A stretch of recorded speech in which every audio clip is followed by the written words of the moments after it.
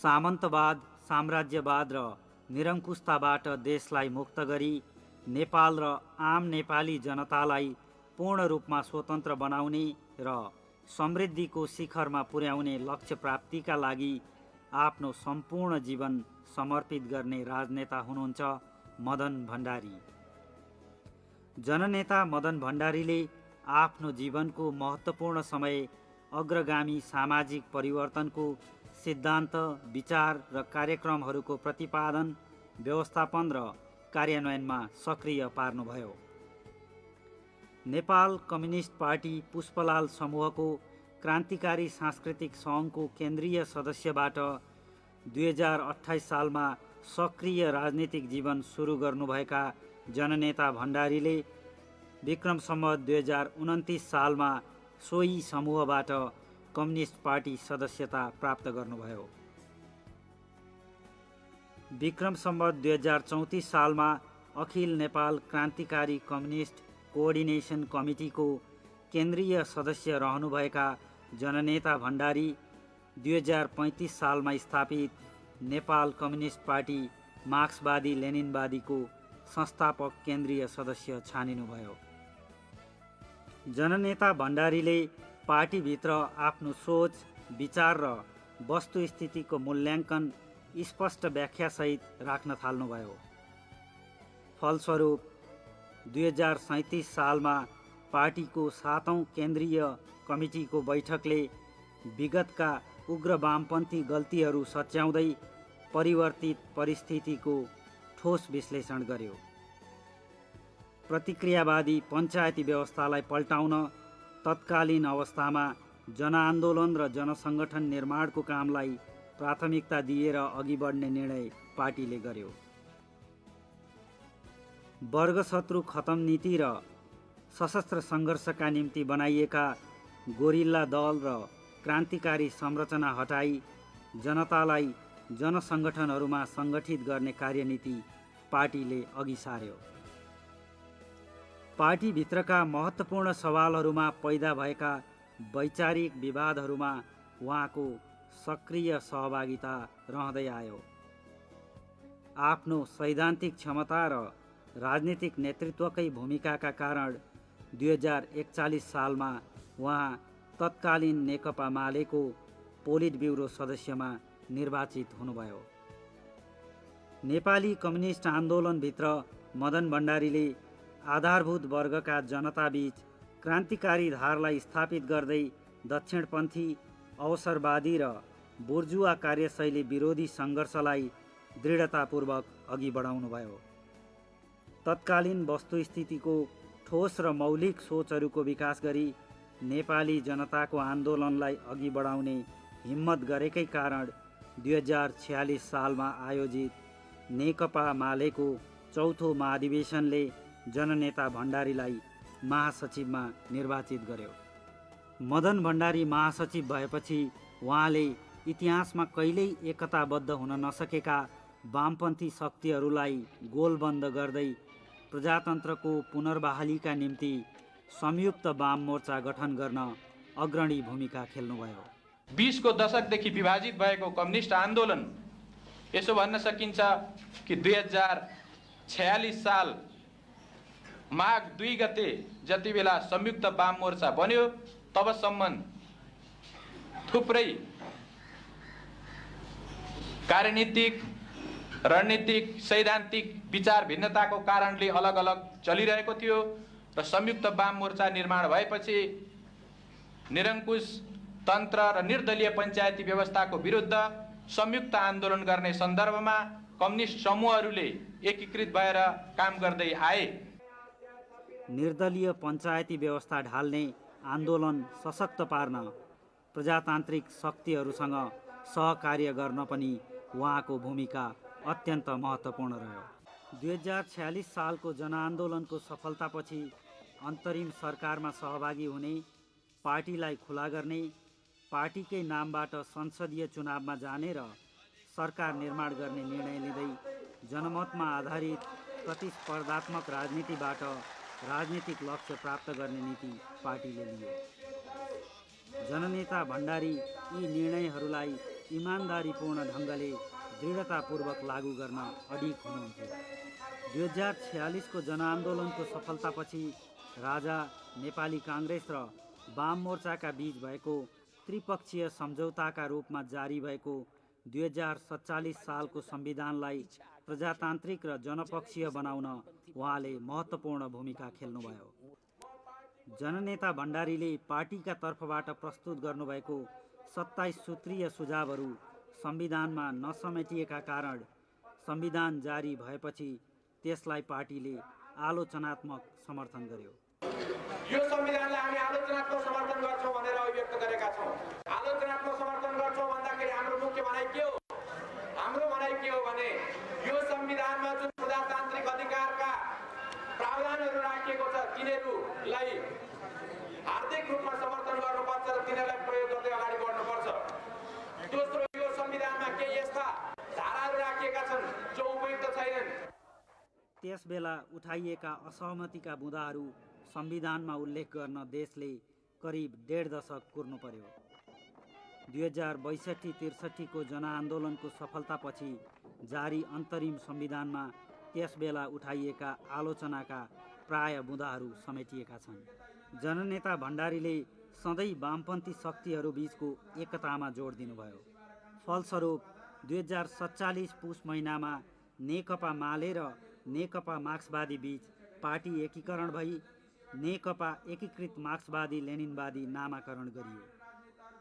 नयाँ एकीकृत पार्टीको अध्यक्षमा मनमोहन अधिकारी र उहाँ महासचिव रहनुभयो। कम्युनिस्ट पार्टी भनेको जो हो नि त्यसको चाहिँ युनिटीको जो पक्ष त्यसमा समान कार्यक्रम, समान विचारधारा, समान सिद्धान्त र समान अनुशासन र ऐतिहासिक दृष्टिकोणले पनि के भने नि एउटा कन्टिन्युटी रहेको आधारमा मात्र एकता हुन सक्छ भन्ने दृष्टिकोणले हामीले दुईटै पार्टीको सेन्ट्रल कमिटीले बसेर एउटा बेसिस तयार, क्राइटेरिया तयार गरेको छ। स्पष्ट विचारका सम्प्रेषक र प्रखर वक्ताका रूपमा स्थापित मदन भण्डारी 2048 सालको प्रतिनिधि सभाको निर्वाचनमा काठमाडौँका 2वटा क्षेत्रबाट निर्वाचित हुनुभयो र उहाँको पार्टी जनमतबाट दोस्रो ठुलो राजनीतिक शक्तिका रूपमा स्थापित भयो। विजय पश्चात मैले जस्तो अनुमान गरेको थिएँ मैले जनताप्रति कि राजधानीका जनता प्रजातन्त्रको निम्ति जनजीविकाका समस्याहरूलाई प्रगतिशील ढङ्गले समाधान गर्ने कुराको निम्ति र यो मुलुकको स्वाधीनता र स्वतन्त्रताको निम्ति मरिमेट्न तयार छन् भन्ने जस्तो मैले पूर्वानुमान गरेको थिएँ। त्यो कुरा यो विजयले पनि प्रमाणित गरिदिएको छ। जननेता भण्डारीले संसदभित्र जिम्मेवार प्रतिपक्षीको दलको सदस्य र पार्टीको महासचिवको रूपमा सशक्त र प्रभावकारी भूमिका निर्वाह गर्नुभयो। राष्ट्रहितको रक्षा र सम्वर्धनका निम्ति संसदभित्र उहाँद्वारा व्यक्त देशभक्तिपूर्ण विचारले उहाँलाई राष्ट्रवादी नेताका रूपमा स्थापित गर्यो। प्रतिपक्षी दलको एक जिम्मेवार नेताका रूपमा मदन भण्डारी जनजीविकाका सवालमा अत्यन्तै संवेदनशील हुनुहुन्थ्यो। अप्राकृतिक रूपमा बढेको महँगीलाई नियन्त्रण गर्न र आम जनतालाई राहत दिलाउन उहाँले संसदभित्र र बाहिर खेल्नुभएको भूमिका उल्लेखनीय रहेको छ। हो, हामीलाई थाहा छ कि मुलुकमा आफूलाई चाहिने चिजहरू उत्पादन गर्ने त्यससँगको न त आधार बनिसकेको छ न त्यससँगको उत्पादन नै हुन सकेको। यसका बावजुद पनि आखिर बाहिरैबाट आयात गर्दाखेरि पनि त त्यसको एउटा केही प्राइस लिस्ट त हुँदो, बाहिरैबाट ल्याउँदा पनि त त्यसको परल मूल कति हो भन्ने कुरा त एउटा लिस्ट राखिदो, राख्न सकिदो, अनि ढुवानी कति लाग्छ भन्ने कुराको पनि हिसाब किताब गर्न सकिदो। र यदि बाहिरैबाट आयातित गर्दा पनि परल मोल यति छ, ढुवानीमा यति परेर व्यापारीलाई नाफा यति राखेर यो चिजको मूल्य दर यो हुनुपर्छ भनेर सरकारले किन तोक्नु सक्दैन? खाना नपाइकन मान्छे बाँच्दैन। त्यसो हुँदाखेरि मान्छेलाई बाँच्न दिने कुरा यति मात्रै होइन कि उसलाई गोली नहानियोस्, यति मात्रै होइन कि उसलाई फाँसीमा नझुन्ड्याइयोस्, यो पनि हो कि उसको वास्तवमा जीविकोपार्जनको ग्यारेन्टी कसरी गर्ने हो, उसलाई बाँच्ने ग्यारेन्टी कसरी गर्ने हो, तर एउटा प्रजातान्त्रिक सरकारले, एउटा प्रजातान्त्रिक पद्धतिले, एउटा प्रजातान्त्रिक पार्टीले मान्छेहरूका भोगप्रति, रोगप्रति, मान्छेहरूका समस्याप्रति, शिक्षा र स्वास्थ्यका कुराहरूप्रति ऊ चिन्तित छ कि छैन र बोल्ने, लेख्ने, छाप्ने, सभा सङ्गठन गर्ने, पार्टीहरूमा लाग्ने, आफ्ना विचारहरू एक्सप्रेस गर्ने त्यो कुराप्रति ऊ वास्तवमा साँच्चै हार्दिक रूपले नतमस्तक छ कि छैन, यो कुरा देखिनुपर्छ। तत्कालीन सरकारलाई दबाब दिन सञ्चालन गरेको सडक आन्दोलनलाई जिम्मेवार बनाउन पनि उहाँ सचेत हुनुहुन्थ्यो। हिजो यिनीहरू गैर जिम्मेवार छन् भन्ने कसैले ठानिरहेको थियो, ज्यादा नजिकमा आएर छाम्ने क्रममा होइन जिम्मेवार रहेछन् भनेर बुझ्न थालेछ। यो मात्रै त्यसमा मेरो प्रतिक्रिया हुन सक्छ। र यदि हाम्रा कुनै एक्सपिरियन्सबाट केही हामीले गेन गरिरहेका छौँ र त्यस्तो कुरा अलिकति वृद्धि भएको छ भने त खुसीकै कुरा। हरेकले आफ्नो पिठो बिकाउने कोसिस गर्छ, त्यस निम्ति मैले कुनै टिप्पणी गर्नु छैन। तर नेकपा एमाले जुन मुद्दाहरू जुन ग्राभिटीको साथ जस्तो हैसियतले उसले उठाउँदै आयो त्यो कुरा जारी राखेको छ र उसले जारी राख्नेछ। हामीलाई कसैले स्याबासी दिए त्यसलाई हौसिएर अलिकति बढ्ता उफ्रिने, कसैले हामीलाई निन्दा भर्सना गरे खुम्चिएर मरिच जस्तो बन्ने यो पार्टीको संस्कार पनि छैन र हामी त्यस्ता कुराहरूलाई सुन्छौँ, काम लाग्ने कुरा लिन्छौँ। जननेता भण्डारीले अन्तर्राष्ट्रिय कम्युनिस्ट आन्दोलनमा परेको धक्का र आरोह अवरोहलाई मार्क्सवाद लेनिनवादको वैज्ञानिक सच्चाइमा पुग्न र सृजनात्मक प्रयोग गर्ने अवसरका रूपमा लिनुभयो। सिद्धान्तका लागि जीवन होइन, जीवनका लागि सिद्धान्त हुनुपर्छ भन्ने नेता भण्डारीले मुलुकको विशिष्टतालाई हेरेर नेपाली कम्युनिस्ट आन्दोलनको रक्षा र विकासका लागि जडतालाई तोड्दै शास्त्रीय मार्क्सवादी रचनाहरूभित्र सृजनात्मक सोचको क्षितिज खोज्नुभयो। कम्युनिस्ट आन्दोलनलाई मुलुकको प्रजातान्त्रिक आन्दोलनसँग गाँसेर जननेता भण्डारीले जनताको बहुदलीय जनवाद नामक नयाँ चिन्तन एवं धारणा अघि सार्नुभयो। संविधानको सर्वोच्चता, बहुलवादी खुला समाज, शक्ति पृथकीकरणको सिद्धान्त, मानवाधिकारको रक्षा, आवधिक निर्वाचन, बहुदलीय प्रतिस्पर्धात्मक प्रणाली, बहुमतको सरकार र संवैधानिक प्रतिपक्ष, कानुनी राज्य लगायतका विशेषता सहितको राज्य प्रणालीबाट कल्याणकारी जनवादी व्यवस्था सुदृढीकरण, विकास र समाजवादमा सङ्क्रमण गर्ने भौतिक तयारी सम्बन्धी ठोस दृष्टिकोणसहित जनताको बहुदलीय जनवादलाई जननेता भण्डारीले अगाडि ल्याउनुभयो। कम्युनिस्ट पार्टीले प्रजातान्त्रिक अभ्यास गर्नुको अर्थ कम्युनिस्ट पार्टी चल्नै नसक्ने रहेछ भन्ने निष्कर्षमा पुग्नु हुँदैन। नेकपा एमाले प्रजातान्त्रिक ढङ्गले छलफल चलाउँदा, प्रजातान्त्रिक ढङ्गले चल्ने कोसिस गर्दा त्यो अलि अनुपयुक्त हुने र नकारात्मक हुने खालको अनुभूति भयो भने वास्तवमा यसले कम्युनिस्ट पार्टीलाई, कम्युनिस्ट आन्दोलनलाई हानि गर्छ। नेपाललाई स्वतन्त्र सार्वभौम धर्मनिरपेक्ष जनताको जनवादी गणतन्त्र घोषित गरिनेछ। शक्ति पृथकीकरणको सिद्धान्तको आधारमा संविधानले व्यवस्थापिका, कार्यपालिका र न्यायपालिकाको व्यवस्था गर्नेछ। निर्वाचित व्यवस्थापिका सभाले ऐन कानुनहरूको निर्माण गर्नेछ। संविधानले मानवाधिकार र जनताको मौलिक प्रजातान्त्रिक अधिकारहरूको ठोस प्रत्याभूति र सुरक्षा गर्नेछ। संविधान अनुरूप बहुलवादी खुला समाज कायम गरिनेछ। संविधानको सर्वोच्चताको आधारमा लोक कल्याणकारी संवैधानिक राज्य व्यवस्थाको स्थापना गरिनेछ। शासन प्रणाली संविधानको मर्यादाभित्र सबै राजनीतिक पार्टीहरूलाई राजकीय निकायहरूमा शान्तिपूर्ण ढङ्गले प्रतिस्पर्धा गर्ने स्वतन्त्रता रहनेछ। निश्चित समयमा स्वतन्त्र, निष्पक्ष र शान्तिपूर्ण रूपमा आवधिक आम निर्वाचन गर्ने प्रणाली कायम गरिनेछ। व्यवस्थापिका सभामा बहुमत प्राप्त राजनीतिक पार्टीले सरकार गठन गर्ने र अल्पमतले विपक्षको भूमिका खेल्ने संवैधानिक व्यवस्था कायम गरिनेछ। जनता र राष्ट्रलाई समृद्ध पार्न आर्थिक सशक्तिकरण पनि सँगसँगै प्राप्त गर्न नसके राजनीतिक लक्ष्य हासिल गर्न नसकिने कुरामा उहाँ स्पष्ट र सचेत हुनुहुन्थ्यो। प्राकृतिक स्रोत सम्पदामा हाम्रो देश धनी छ र जनताहरू इमान्दार तथा परिश्रमी छन्। सामन्ती तथा साम्राज्यवादी शोषणलाई समाप्त पार्ने, जनताको श्रम, सिप र प्रतिभालाई विकास निर्माण सञ्चालन गर्ने तथा प्राकृतिक स्रोत सम्पदालाई राष्ट्रिय हितमा उपयोग गर्ने प्रगतिशील विकासको दिशा अवलम्बन गर्ने हो भने नेपाल एउटा सुन्दर, समृद्ध र सुखी देश बन्न सक्ने कुरामा कुनै शङ्का गर्नु पर्दैन। जननेता भण्डारीले अघि सार्नुभएको जनताको बहुदलीय जनवादलाई नेकपा एमालेको 2049 सालमा सम्पन्न 5औं राष्ट्रिय महाधिवेशनले पार्टीको आधिकारिक कार्यक्रमका रूपमा स्वीकार गर्यो र उहाँ महासचिवमा पुनः निर्वाचित हुनुभयो। नेपाललाई स्वाधीन, स्वतन्त्र र समृद्ध राष्ट्रका रूपमा विकास गर्न विदेश नीतिका स्पष्ट आधारहरू हुनुपर्नेमा उहाँले जोड दिनुभएको थियो।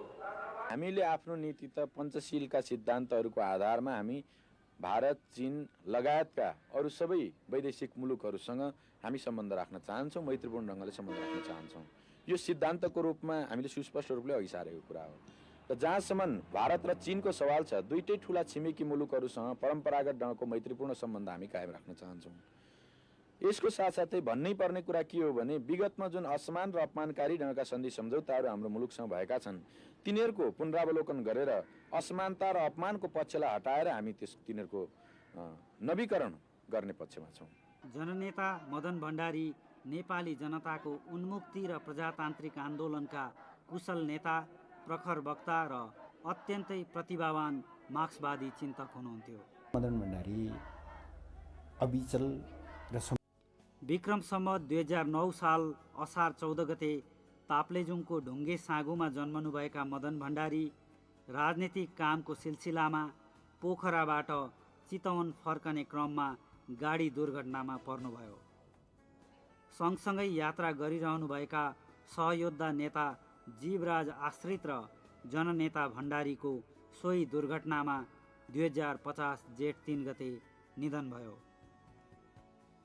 रहस्यमय दुर्घटनामा भएको उहाँको मृत्युले आम नेपाली जनताको उन्मुक्ति, स्वतन्त्रता र समृद्धिको आन्दोलनलाई ठुलो क्षति पुग्यो।